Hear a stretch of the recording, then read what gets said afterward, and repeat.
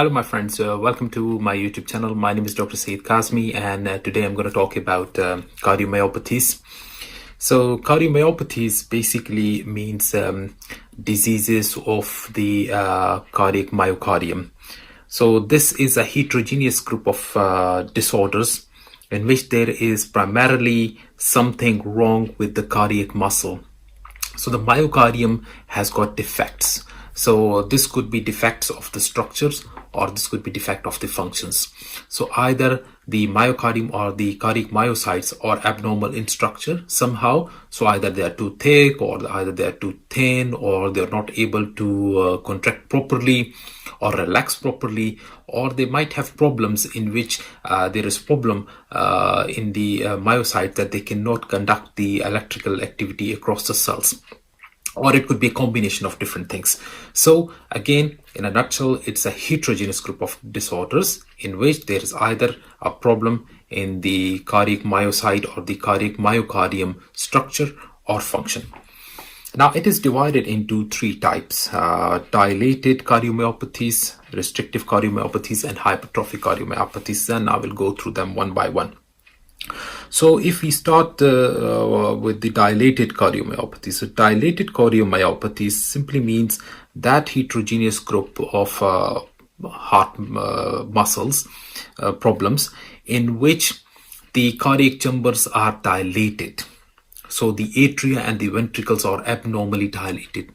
And why they are dilated, there are different reasons for that, but the end result is that the myocardium is too much stretched, it's too much thinned out. And when it is thinned out, what happens is that the blood that is coming in, the heart muscle is not able to properly pump it out.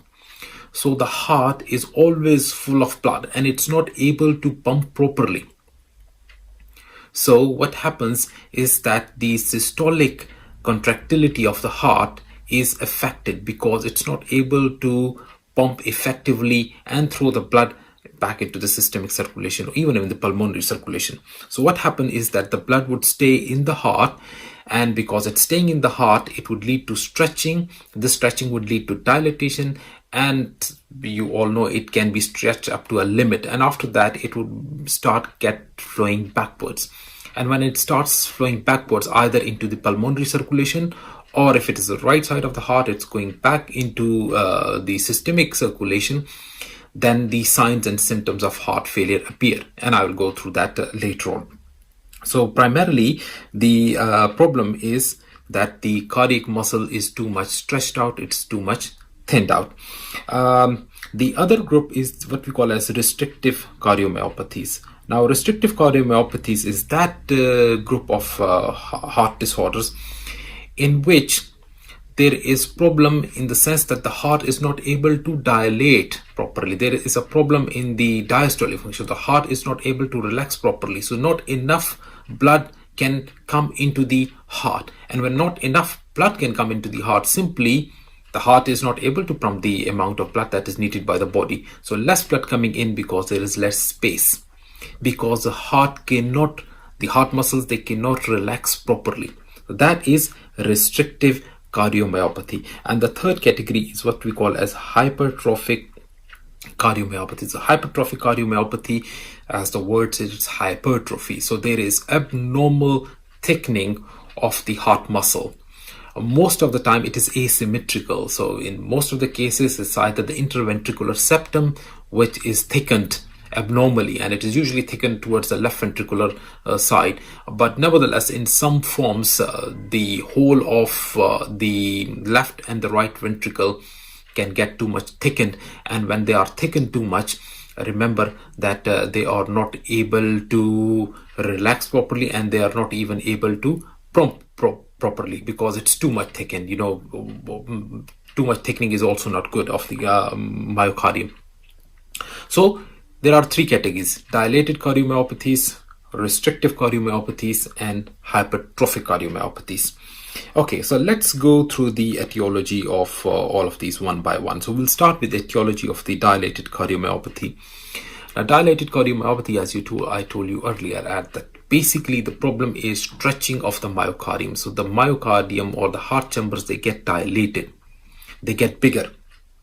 Reasons for that, in most of the cases, it's usually genetic. So there is something genetically wrong in the in certain some of the chromosome which actually code for the cardiac myocytes, and the cardiac myocytes are abnormal in the sense that instead of growing on top of one another, these myocytes are growing side by side. So the myocardium is quite thinned out, and that's one of the reasons that right from the birth, the heart muscle itself is quite thinned out.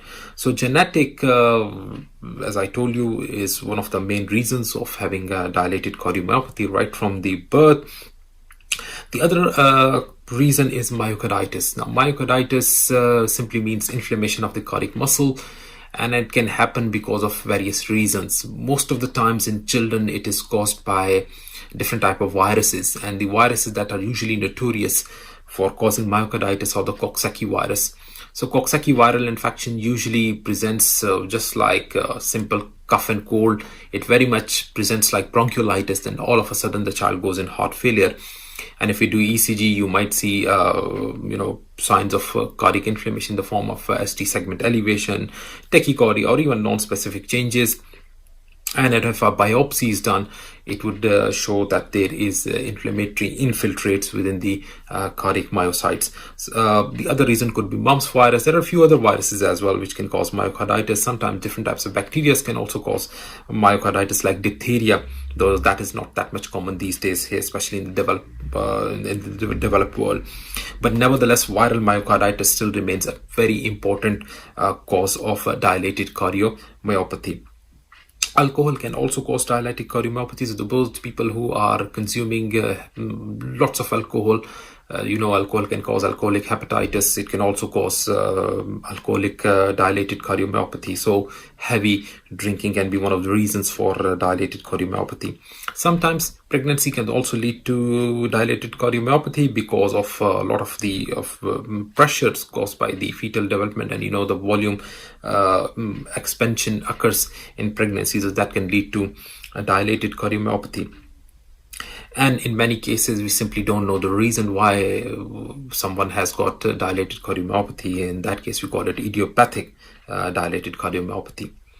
Coming to restrictive cardiomyopathy. Now, restrictive cardiomyopathy, I told you in restrictive cardiomyopathy, what happened is that there is problem in the contractility of the cardiac myocytes. So they are not able to contract properly, and they're not able to relax properly as well. So what happens is that there is very little space which the chambers can have in case of receiving blood, and then at the same time, because there's problem in contractility, they're not able to pump that blood out as well.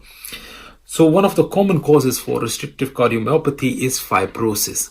So what happens is that these myocytes are getting fibrosed, so they are injured and they are replaced by fibrous tissue.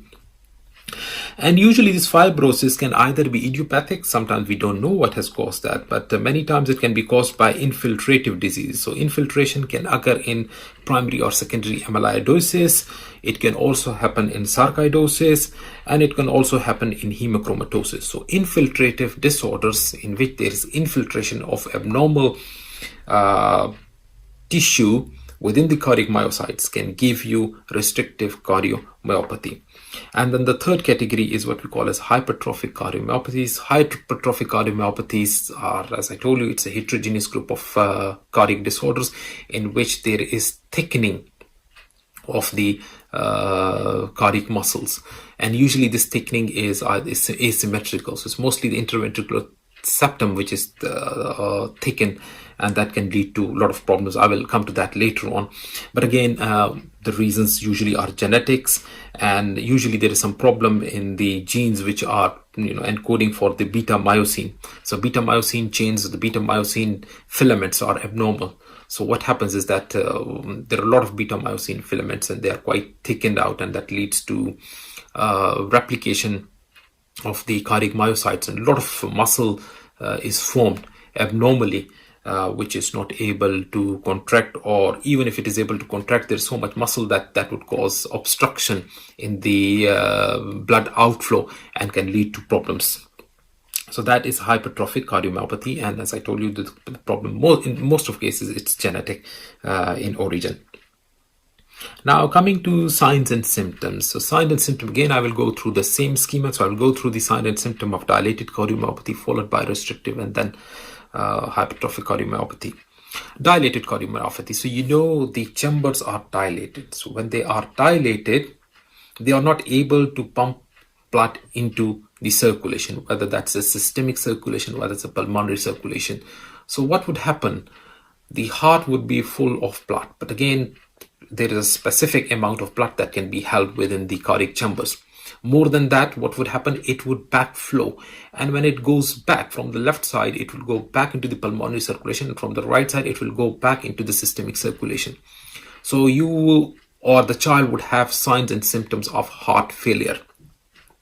Now, what are the signs and symptoms of heart failure in children? You must remember, in older children, it's usually tachypnea, tachycardia, and tender hepatomegaly. So a child would be having a fast heart rate, more than what is normal for his age. He would be having a fast breathing rate, again, more than what is normal for his age.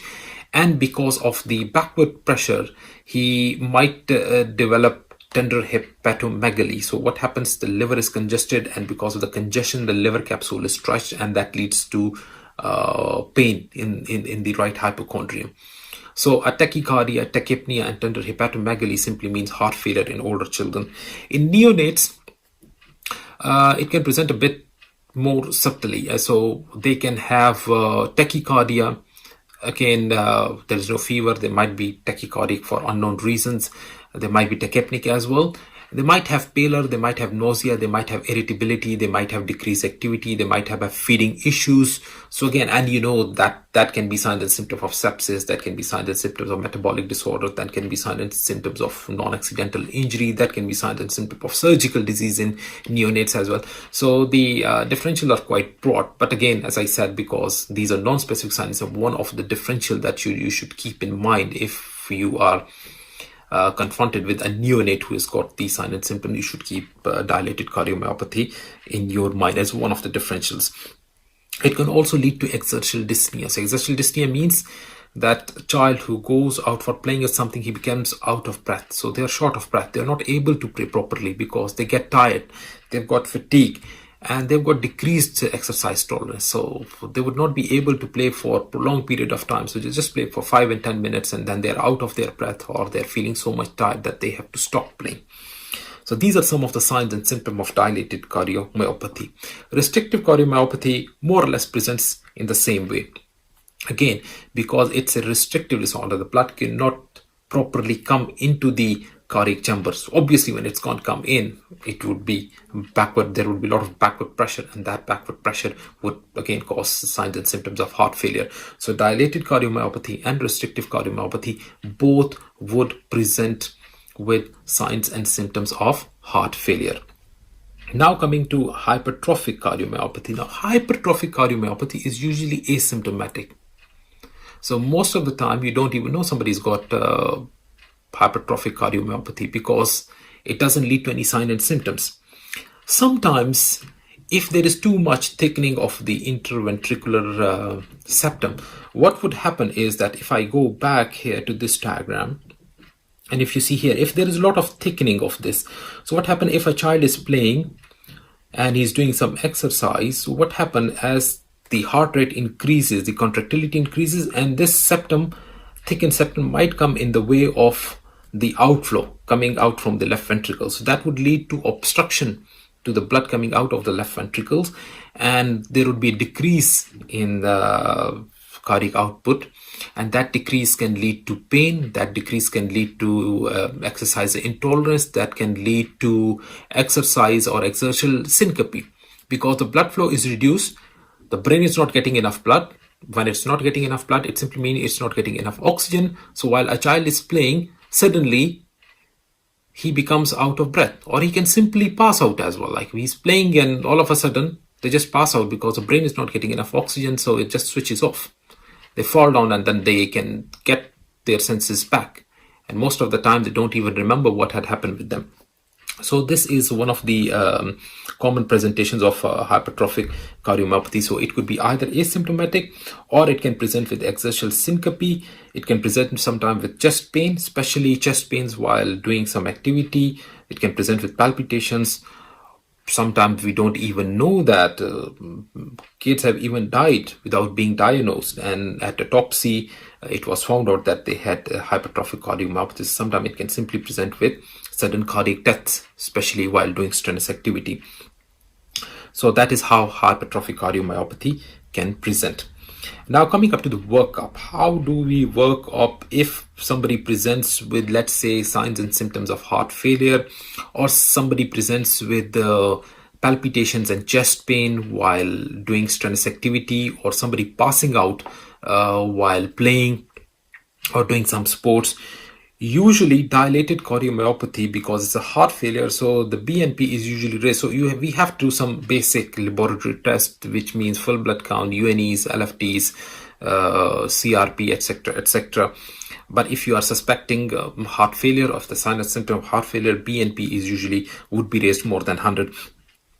ECG and chest X-ray are usually the first starting point. So chest X-ray in case of dilated cardiomyopathy would always show a dilated heart. So the cardiothoracic ratio would be enlarged. There would be a large cardiac shadow, which simply means that there is cardiomegaly. So in that case, echocardiography is the diagnosis of choice. Like, it's the diagnostic modality of choice, because it can give you the clear picture. ECG may show you some non-specific changes, or it may be normal in case of dilated cardiomyopathy. But remember, if the chest X-ray shows an enlarged cardiac shadow, straight away go with the echo. For restrictive cardiomyopathy, again, there will be signs and symptoms of heart failure, just present like dilated cardiomyopathy. But usually if you do a chest X-ray, the chest X-ray is usually normal. You will still see the pulmonary congestion, because obviously there is a lot of backward pressure and there will be pulmonary plethora, but the cardiac shadow itself would be within the normal limits, because it's a restrictive condition. If you do an ECG, it may be normal, or it might show non-specific changes, which might mean anything or which might mean nothing. Again, echo is the diagnostic modality of choice. And remember, while we are doing echo, the ejection fraction in case of restrictive cardiomyopathy is normal. It is usually reduced in case of dilated cardiomyopathy and hypertrophic cardiomyopathy, but it is always normal in case of restrictive cardiomyopathy. So remember, if in chest X-ray there is pulmonary congestion, cardiac shadow is normal, and ECG shows reduced ejection fraction, that goes more in favor of restrictive cardiomyopathy.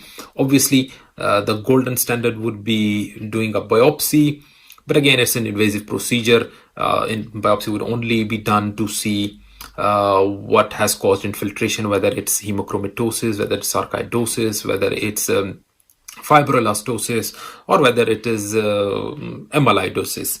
So that you should keep in mind. Now, coming to hypertrophic cardiomyopathy. So hypertrophic cardiomyopathy, if a teenager or an adolescent present with exertional syncope or chest pains while playing, palpitations, things like that, so you should do an ECG as a first investigation.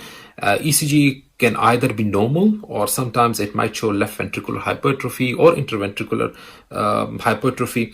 The chest X-ray, if done, is usually normal. Normally you don't find any cardiomegaly. Echo is diagnostic. So echo would show you the asymmetrical enlargement of the interventricular septum, and ejection fraction is reduced. So keep it in mind, ejection rejection is reduced in hypertrophic cardiomyopathy. It is also reduced in dilated cardiomyopathy, but it is always normal in restrictive cardiomyopathy. So this you should keep in mind. Now, coming to the treatment. Again, we will go through the treatment of the dilated cardiomyopathy, then through the treatment of the restrictive cardiomyopathy, and then hypertrophic cardiomyopathy. Dilated cardiomyopathy and restrictive cardiomyopathy, because they present with heart failure,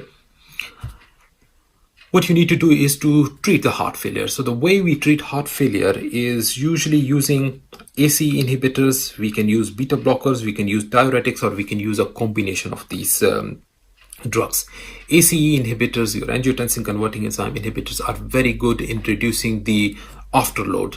So they are usually started as the initial drug of choice if a child has got heart failure. You can add beta blockers to it. The reason we add beta blockers to dilated or restrictive cardiomyopathy is to reduce the oxygen demand of the cardiac myocytes. So it simply helps. So it works that way. Diuretics would simply reduce the congestion. So the overall congestion in the body, when you give diuretics, it will just remove the fluid from the body, and it can help that way. So you can either start with ACE inhibitors, and then depending on how the child is responding to that, you can add to that beta blockers or diuretics, or sometimes you might start with diuretics and then you add ACE inhibitors later on. So it's basically the choice of the pediatric cardiologist how they start with the medications. Restrictive cardiomyopathy is treated the same way. The only thing is because it's a usually progressive illness, like in which the cardiac myocytes are progressively replaced by fibrous tissue.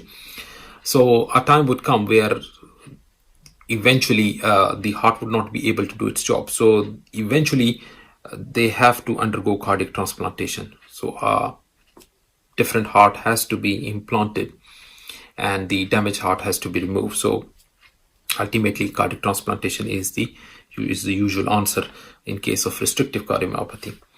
As far as hypertrophic cardiomyopathy is concerned, we only use beta blockers. Why we use beta blockers? We use beta blockers because beta blockers reduce the cardiac contractility. They reduce the heart rate. They are negative chronotropic, negative ionotropic. So what happens is, because most of the problems from hypertrophic cardiomyopathy are caused when the heart rate is increased, when the cardiac contractility is increased, because that can lead to obstruction to the left ventricular outflow, which would reduce the cardiac output, reduce the brain oxygen supply, and can not only cause sudden cardiac death, but can also cause exertional syncope and other issues, which can lead to further issue like somebody falling and then having a skull fracture or breaking their bones. So beta blockers reduces the heart rate, it reduces the cardiac contractility. So this way the enlarged interventricular septum would not cause that much obstruction to the cardiac output. Similarly, all these kids who have got hypertrophic cardiomyopathy, they are advised to stay away from strenuous activity, because strenuous activity would lead to increase in cardiac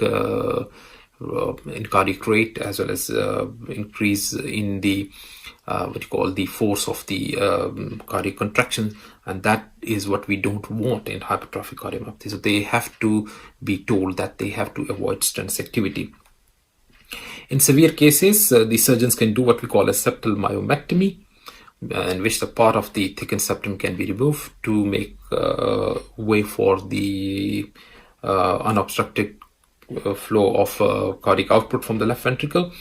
And sometimes they can also be fitted with an implantable defibrillator to reduce the chances of sudden cardiac death, because when the cardiac output is severely reduced, it can throw the electrical activity of the heart in tantrums. They can go into ventricular fibrillation without even knowing, and that can cause sudden cardiac death. So an implantable defibrillator, when it senses that thing, it would just defibrillate and would bring the rhythm back to normal. So that can also be implanted in those kids who present with hypertrophic cardiomyopathy. So in a nutshell, just to revise all that cardiomyopathies are basically disorders, heterogeneous group of disorders of the cardiac myocytes, in which either there is problem with the structure of the myocytes or with the function of the myocytes. And it is of three types: dilated, restrictive, and hypertrophic. They can present in different ways.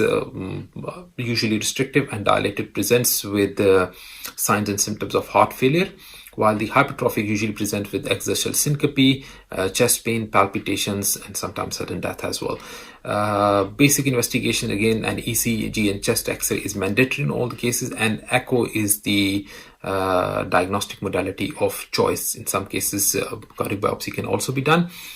And treatment, I told you that heart failure is usually treated with ACE inhibitors, with beta blockers, and diuretics. or a combination of all these three. While for hypertrophic cardiomyopathy, we only treat them with beta blockers. We don't use any other drugs. If anything else has to be done, it's an implantable defibrillator and, if needed, a surgical myomectomy of the thickened interventricular septum. So I hope you have understood the pathogenesis, the signs and symptoms, and the treatment of cardiomyopathies in children. If you still have got any question or query, you can put your question down in the comment section below, and I will answer that. If you are watching my channel for the first time, a subscribe would be fantastic because it helps. And if you like my videos, do share it with your friends. And you can comment always, even if you don't like it, you can tell me what sort of improvement would you like to see in my videos. Have a very good day. Bye bye.